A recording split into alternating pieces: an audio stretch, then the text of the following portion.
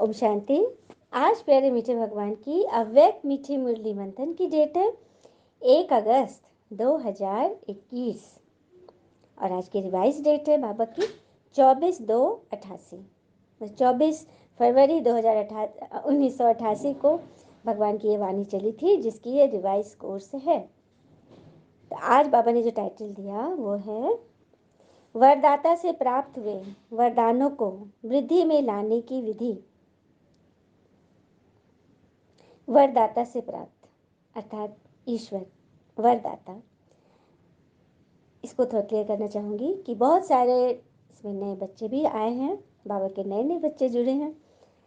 तो भगवान की वाणी है, कैसे समझेंगे वो कि परमात्मा कैसे आते हैं और हम उन्हें बाबा क्यों कहते हैं। तो बाबा अर्थात पिता, परमात्मा हमारी आत्मा के पिता हैं। और जब नए नए आओगे ना तो इतना तुरंत तो समझ में नहीं आएगा, लेकिन धीरे धीरे जब जुड़ेंगे ना तो अपने आप अनुभव होगा।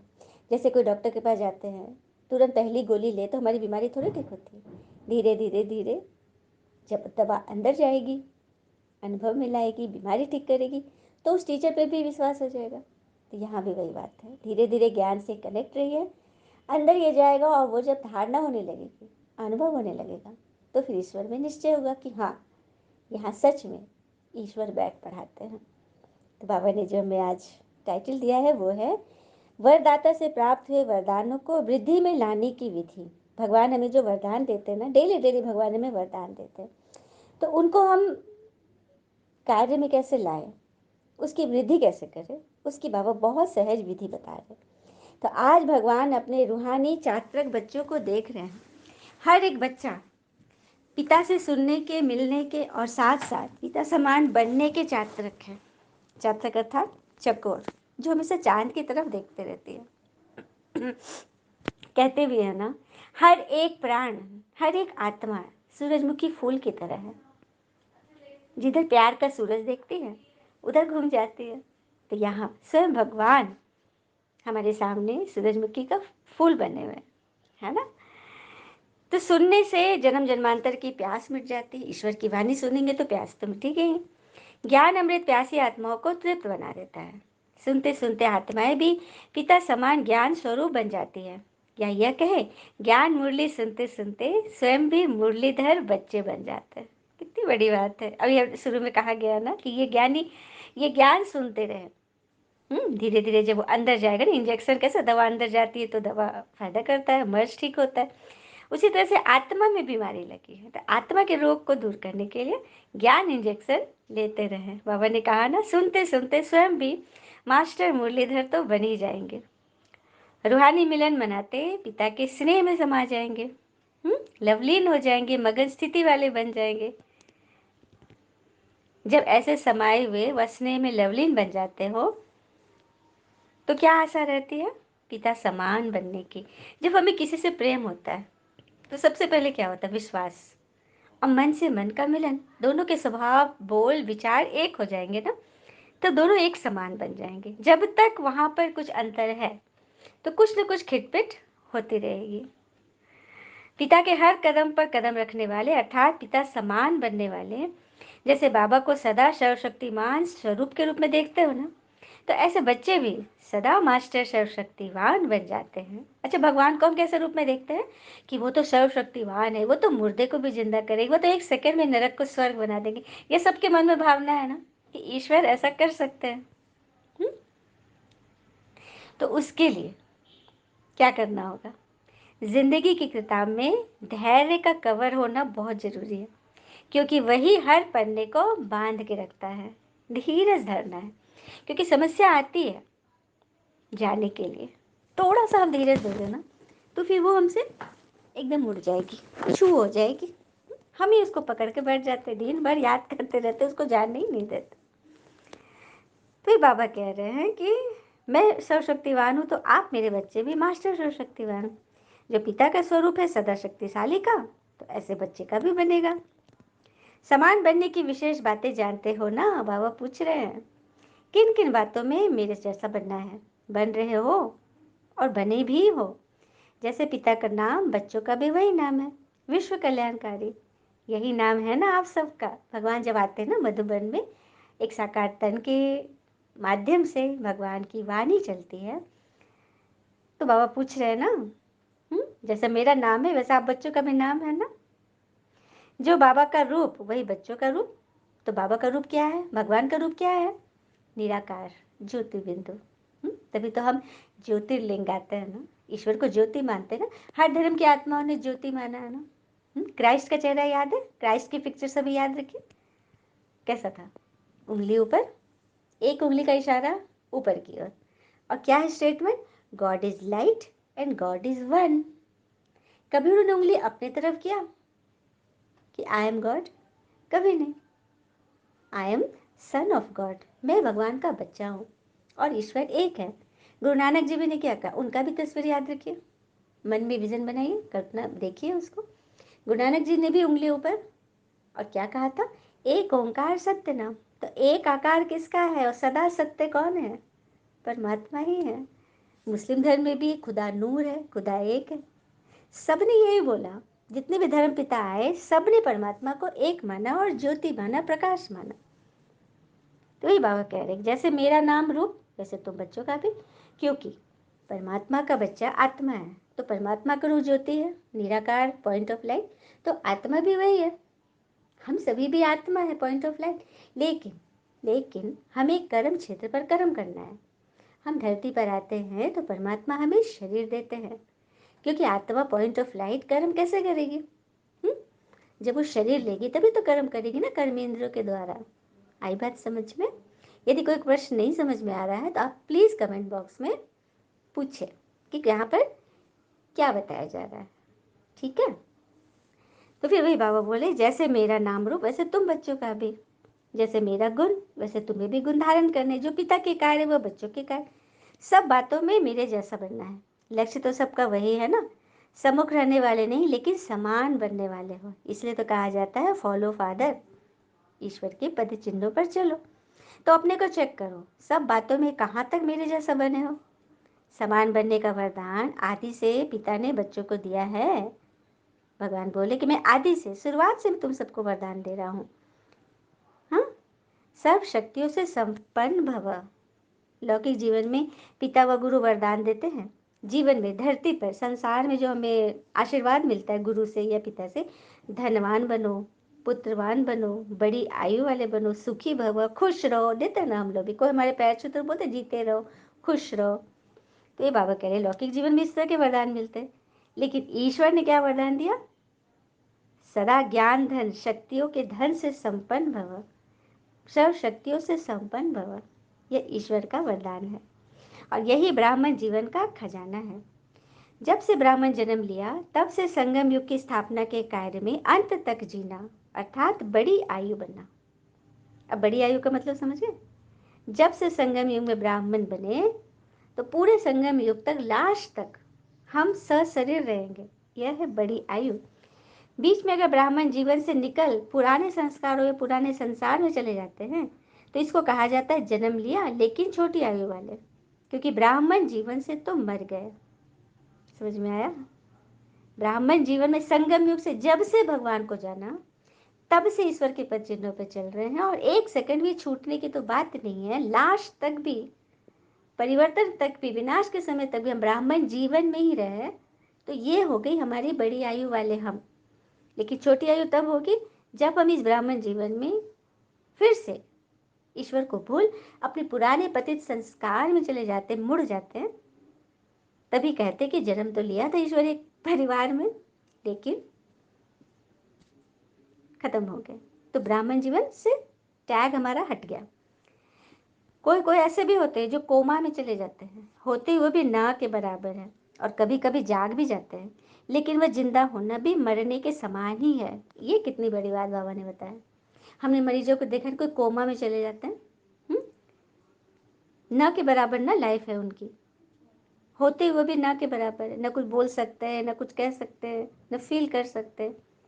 कभी कभी जागते हैं लेकिन वह जिंदा होना भी मरने के समय। तो ऐसे बच्चे क्या करेंगे ईश्वर के काम। तो बड़ी आयु भव अर्थात सदा आदि से अंत तक ब्राह्मण जीवन व श्रेष्ठ दिव्य जीवन की सर्व प्राप्तियों में जीना। मतलब ब्राह्मण बन गए लेकिन कुछ कर नहीं रहे हैं, न के बराबर है, तो वैसे जीवन से क्या है? हुँ? बड़ी आयु के साथ साथ निरोगी भव का भी वरदान आवश्यक है। अगर आयु बड़ी है, लेकिन माया की व्याधि बार-बार कमज़ोर बना दे रही है, मतलब ब्राह्मण जीवन में तो हैं, लेकिन मन से रोगी हैं, हर घड़ी-घड़ी मन मूंझता है, फँसते हैं, तो क्या है? ब्राह्मण में तो है, लेकिन रोगी हैं, तो वो बच्चा भी कुछ सेवा नहीं कर सकेगा। तो बड़ी आयु का मतलब है सदा तंदुरुस्त रहना, अर्थात निर्विघ्न रहना, बार बार उलझन में व दिल शिकस्त की स्थिति के बिस्तर हवाले नहीं होना। दिल शिकस्त के बिस्तर पे मत पड़ जाना।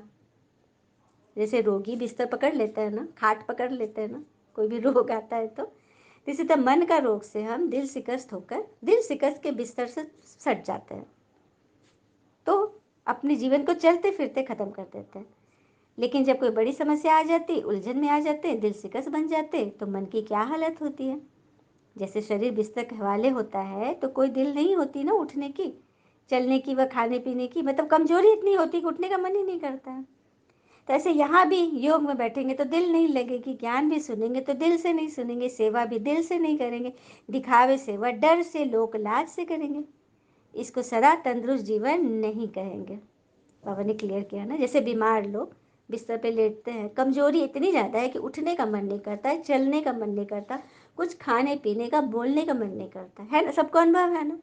देखो, रोग शोक तो सबके पास आता है, कभी न कभी फीवर आया, कुछ और बीमारी आई तो बेड पे पड़ जाते हैं, कुछ मन नहीं करता। तो वही बाबा कह रहे हैं कि ऐसे बच्चे ब्राह्मण जीवन में भी जो मन से बीमार है, मन से, तो न वो योग कर पाएंगे।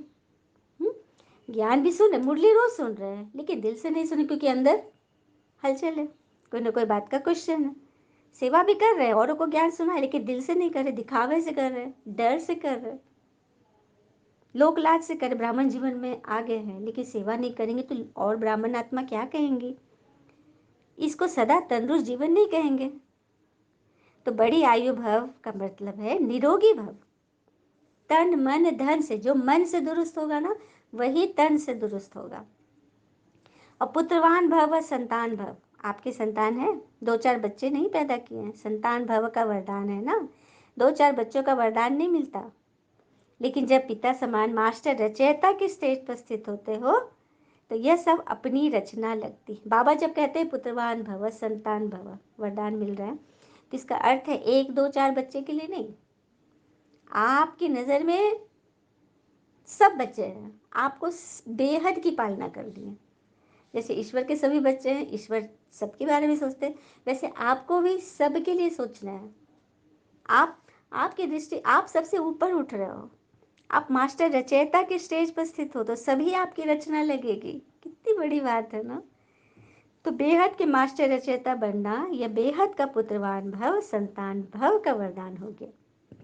हद के नहीं कि 2-4 जिज्ञासु हमने बनाया, 2-4 बच्चे बनाए, ज्ञान में काफ़ी हैं, नहीं, बेहद की दृष्टि रखो। किसी भी आत्मा को व प्रकृति के तत्वों को भी अपनी रचना समझ विश्व कल्याणकारी स्थिति से हर एक के प्रति कल्याण की शुभ भावना, शुभ कामना रखनी है। अब देखो, यहाँ आगे बाबा बोल रहे कि सभी आत्माओं को तो अपना समझना ही है, साथ में प्रकृति को भी अपना समझना है, प्रकृति को भी अपनी रचना समझना है, उसका भी कल्याण करना है। तो हद के आकर्षण में आकर्षित नहीं, क्योंकि सदा आप बेहद में आपकी दृष्टि रहेगी ना, मुझे ये करना है, मुझे ऐसे करना है, कैसे प्रकृति को साकार देना है, हर एक आत्मा के प्रति कैसे दुआएं भेजनी है। देखो, जो हमारे सामने है उसके लिए तो अच्छा बोल रहे हैं, सोच रहे हैं, कर रहे हैं, तो वो दिखाई दे रहा है, लेकिन जो हमसे दूर है उनके लिए भी हमें गुड वाइब्रेशन भेजनी है। तो ऐसी सेवा में जब बिजी रहेंगे ना, तो फालतू की बातें मन में आएंगी नहीं, समय ही नहीं रहेगा किसी के बारे में क्यों क्या करने का, है ना? इसीलिए बाबा कह रहे हैं ना कि इससे बचो, हद के आकर्षण में मत फंसो। सदा अपने को कहाँ खड़ा हुआ देखेंगे, जैसे वृक्ष का रचता बीज है, जब वृक्ष की अंतिम स्टेज आती है तो वह बीज ऊपर आ जाता है। So sweet. बीज, कोई बीज को जमीन में रोपते हैं, उसी से फलदार वृक्ष तैयार होता है, और फिर उसी फल के अंदर वह बीज आ जाता है, आता है ना? तो कैसे बीज सबसे ऊपर आ गया, सबसे नीचे था, फट गया, धरती में मिल गया, लेकिन फिर वो ऊपर आ जाता है। तो ऐसे बेहद के मास्टर रचयिता, सदा अपने को इस कल्प वृक्ष के ऊपर खड़ा अनुभव करो, पिता के साथ साथ वृक्ष के ऊपर मास्टर बीज रूप बन शक्तियों की, गुणों की, शुभ भावना, शुभ कामना की, स्नेह की, सहयोग की किरणें फैलाओ। जैसे सूर्य ऊंचा रहता है तो सारे विश्व में स्वतः ही किरणें फैलती है ना। सन को सबने देखा है, किस तरह से सन ऊपर उठ करके पूरे जगत को लाइटेड करता है ना। तो ऐसे आप मास्टर रचयिता व मास्टर बीज रूप बन सारे वृक्ष को किरणें व पानी दे सकते हो, मेरी पूरी सृष्टि को। तो कितनी संतान हो गई आपकी, है ना। तो इसको कहते हैं मास्टर रचता भव। तो कितने वरदान मिल गए, तो बन गए ना पिता समान। जैसे भगवान सब पर भी नजर डालते, पक्षी पक्षी को भोजन कौन देता है? जंगल जंगल में पेड़ पौधे कौन देता है? ईश्वर का काम है देखना, सब फल फूल रहे हैं। तो वही बोल रहे बाबा, जन्मते ही यह सब वरदान हर एक ब्राह्मण आत्मा को बाबा ने दे दिया है। भगवान कहते हैं कि मेरा बनते हो, मुझे मानते हो, मुझे बाबा कहते हो दिल से, बस मेरा बच्चा बन जाता है। जैसे किसी घर में तो बच्चा पैदा लेता है तो लोग क्या कहते हैं, अरे भाई वारिस पैदा लिया, वारिस पैदा लिया। जन्मते ही वारिस बन गया ना उस घर का। उसी तरह से जिस दिन जिस क्षण हमने ईश्वर को पहचान लिया और इस मंथन से जुड़ गए, समझो ईश्वर की नज़र में हम उनके वर्ष के अधिकारी, वारिस बन गए, वसीयत के अधिकारी बन गए, है ना। तो सबको बधाई कि भगवान ने अपनी क्लास में आपको ऐड किया है। कि भगवान कह रहे हैं कि जब कोई भी वरदान किसी को मिलता है तो वरदान के साथ वरदान को कार्य में लगाने की विधि भी बताई जाती है। अब वरदान ले लिया, उसको कार्य में कैसे लगाए ये तरीका नहीं मालूम है, तो ये बाबा बता रहे हैं अगर वह विधि नहीं अपनाते तो वरदान का लाभ नहीं ले सकेंगे। तो वरदान तो सभी को मिल रहा है, मुरली में वरदान तो सभी के पास जा रहा है ना, लेकिन हर एक वरदान को विधि से वृद्धि को प्राप्त कैसे करें, उसकी विधि सबसे सहज और सबसे श्रेष्ठ यही है। चलिए अब ध्यान से सुनिए, ईश्वर बता रहे हैं कि वरदान को कैसे हम अपने जीवन में उपयोग में करें और उसे वृद्धि करें, उसको बढ़ाएं। तो जैसा समय उस प्रमाण वरदान स्मृति में आए और स्मृति में आने से समर्थ बन जाएंगे और सिद्धि स्वरूप बन जाएंगे। समझ में आ गया?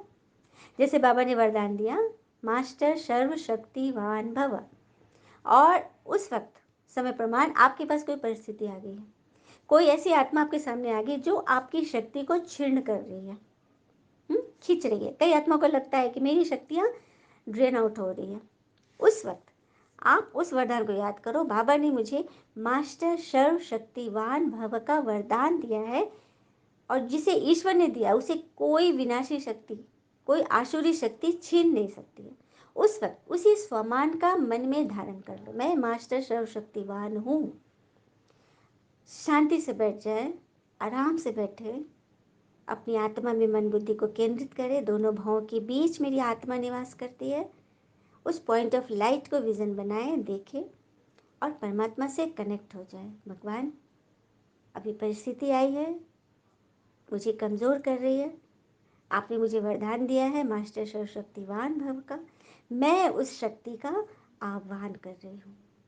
और शांति से बैठे और वही जैसे मंत्र बताया जाता है ना भक्ति में, ये मंत्र जपते रहो, ओम नमः शिवाय या वासुदेवाय नमः, जो भी मंत्र मिलता है, तो मैं मास्टर सर्वशक्तिवान हूँ, इस मंत्र को अंदर ही अंदर घोटते रहें और शक्ति को आह्वान करें। आप फील करोगे कि आपकी शक्ति वापस आ रही है, सब कमजोरी निकल रही है।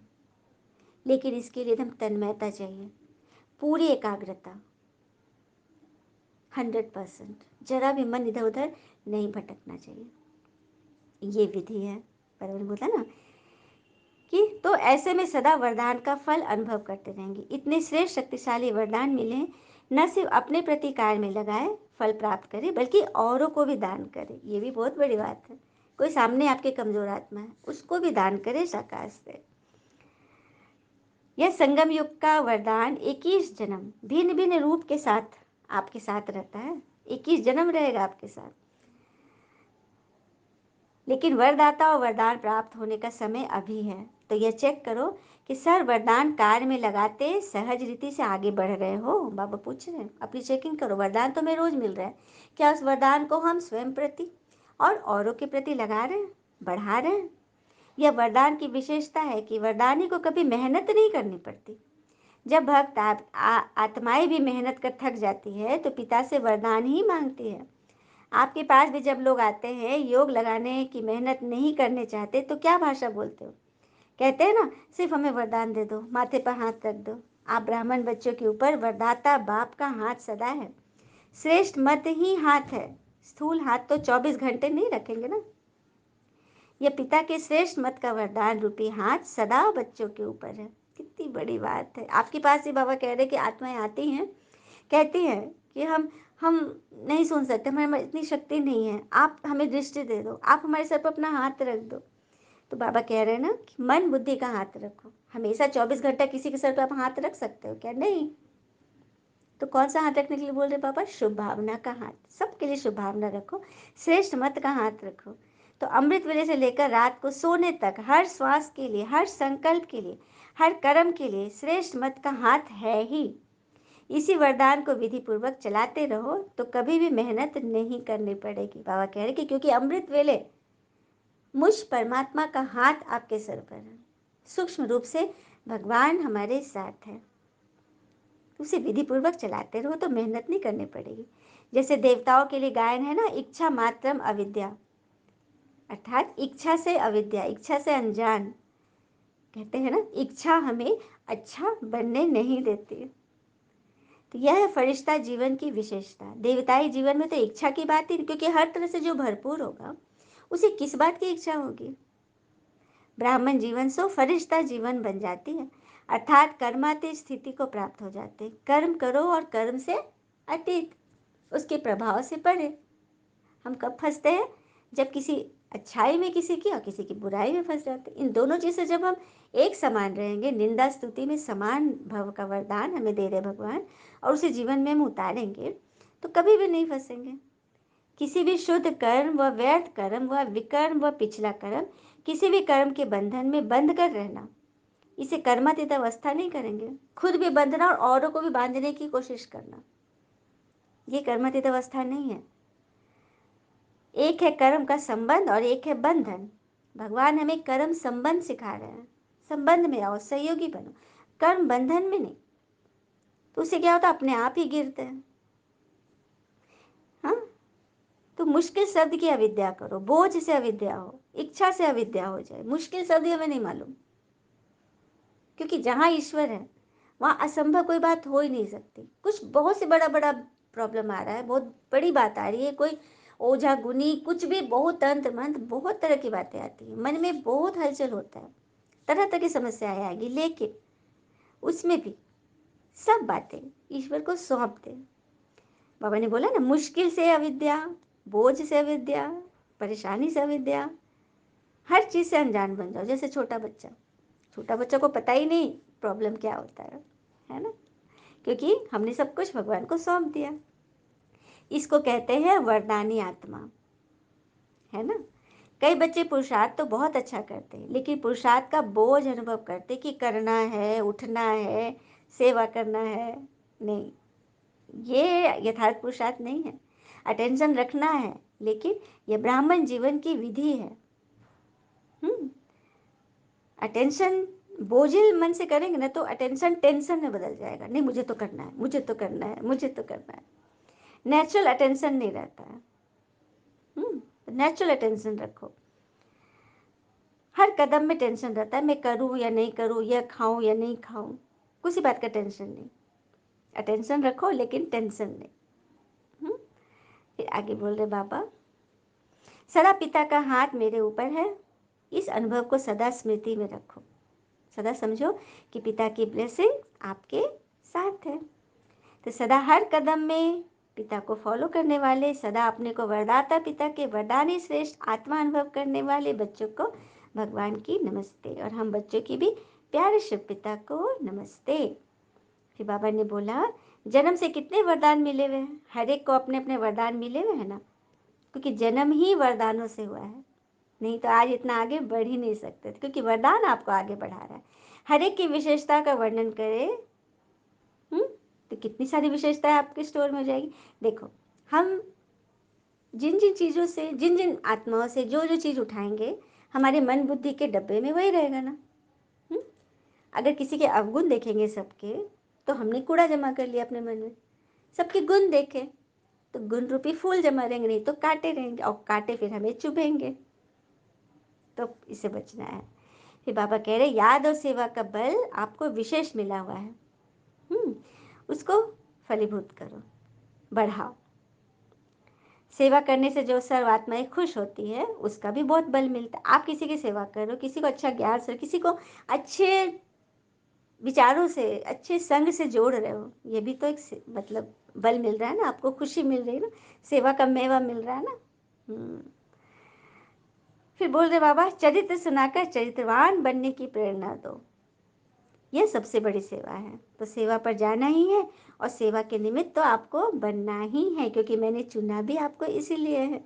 अच्छा, फिर बाबा ने वरदान दिया, हद की जिम्मेवारियों को बेहद में परिवर्तन करने वाले स्मृति स्वरूप नष्टो मोहा बनो। हद की जिम्मेवारियों को कहाँ पे समेट लेना है? बेहद में। तो उसके लिए दिन में एक बार अपने दिल की अदालत में जरूर जाया करो। सुना है वहाँ कभी गलत फैसले नहीं होते। अपने आप से पूछो, स्वयं ही स्वयं के टीचर बनो। तो हद की सारी जिम्मेवारियों को बेहद में परिवर्तन कर दो। नष्ट मुहा बनने के लिए सिर्फ अपने स्मृति स्वरूप को परिवर्तन करो, अपनी याद को, अपने मन में जो व्यर्थ का किचड़ा चल रहा है ना, उसको हटाना है। मोह तब आता है जब ये स्मृति भूल जाती है कि हम किसके बच्चे, हमारा कर्तव्य क्या है, हमें क्या करना है। अब इस हद की जिम्मेवारी को बेहद की जिम्मेवारी में परिवर्तन करो। हर समय सेवा के भाव, शुभ भावना के भाव। बेहद की जिम्मेवारी निभाएंगे तो हद की बातें आपको तंग ही नहीं करेगी, कोई हद की परेशानी आपको, आपका पीछा नहीं करेगी। लेकिन यदि बेहद की जिम्मेवारी को भूल सिर्फ हद की जिम्मेवारी निभाते हो तो उसे और ही बिगाड़ते हो। हद में नहीं आना है, कुआं का मेढक नहीं बनना है। हाँ, क्योंकि ये फर्ज मोह का मर्ज हो जाता है। समझते हो कि हद की जिम्मेवारी निभा रहे, हम उसका भला सोच रहे हैं, उसके लिए चिंता कर रहे हैं, तो ये समझते हैं कि मेरा फर्ज है, लेकिन वो बन जाता है आत्मा का बहुत बड़ा मर्ज, रोग बन जाता है। इससे अपने आप को परिवर्तन करो। स्लोगन, ऐसी तीव्र उड़ानें भरो जो बातों रूपी बादल सेकंड में क्रॉस हो जाए।